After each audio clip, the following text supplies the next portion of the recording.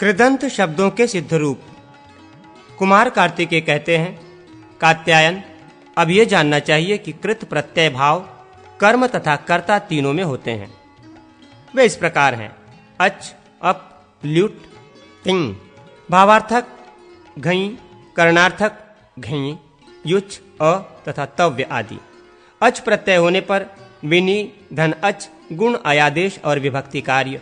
विनय, त्रदोरप, उत्क्रि, up, Utkar, प्रक, धन up, प्रकर, दिव धन अच, देवः, भद्र धन अच, भद्रः, श्रीकृ धन अप, श्रीकरः इत्यादि रूप होते हैं। ल्यूट प्रत्यय होने पर शुभ धन ल्यूट, लकार टकार की इत संज्ञा, लघुपद गुण। युवोर नाकव से अनादेश शोभनम इस रूप की सिद्धि होती है। वृद्ध धातु से इक्तिन प्रत्यय करने पर वृद्धक्ति। ककार की इत संज्ञा, तकार का धकारादेश, पूर्व धकार का ज्वत्श्वेन दकार और विभक्ति कार्य। वृद्धि स्तुक्तिन, स्तुतिः, मन, धन इक्तिन, मतिः ये पद सिद्ध होते हैं। भू धातु से धन्य प्रत्यय होने पर भू, धई, भावः ये पद बनता है। णिजंत क्रि धातु से णयाश्रयंथो, युच। इस सूत्र के अनुसार युच प्रत्यय करने पर कारियु, णिलोप अनादेश, कारणा, भावियुच, भावना इत्यादि पद सिद्ध होते हैं। प्रत्ययांत धातु से स्त्रीलिंग में अप्रत्यय होता है। उसके होने पर चिकित्सा, अ, चिकित्स, धन अ, चिकित्सा, चिकित्सा इत्यादि पद सिद्ध होते हैं। धातु से तव्य और अनीय प्रत्यय भी होते हैं। क्र धन तव्य, कर्तव्यम, अधन अनीय, करणीयम इत्यादि पदों की सिद्धि होती है। अचोयत सूत्र के अनुसार अजंत धातु से यथ प्रत्यय होता है। उसके होने पर दायत। यद्यति सूत्र से आ के स्थान में इकारादेश, गुण और विभक्ति कार्य। देयम, द्वेयत, आदेश, उपदेशेशिति। ये के स्थान में आ, यद्यति से आ के स्थान में ई, विभक्ति कार्य। ध्येयम ये पद सिद्ध होते हैं।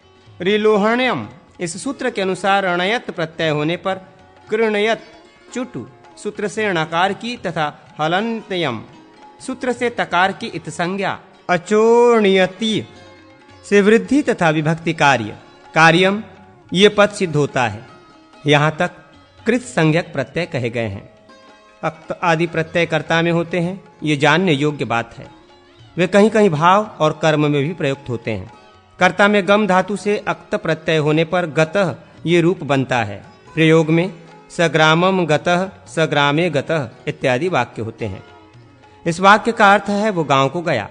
कर्म में अक्त प्रत्यय का उदाहरण है त्वया गुरु आलिष्टतः, तुमने गुरु का आलिंगन किया। यहाँ कर्म में प्रत्यय होने से कर्मभूत गुरु उक्त हो गया, अतः उसमें प्रथमा विभक्ति हुई।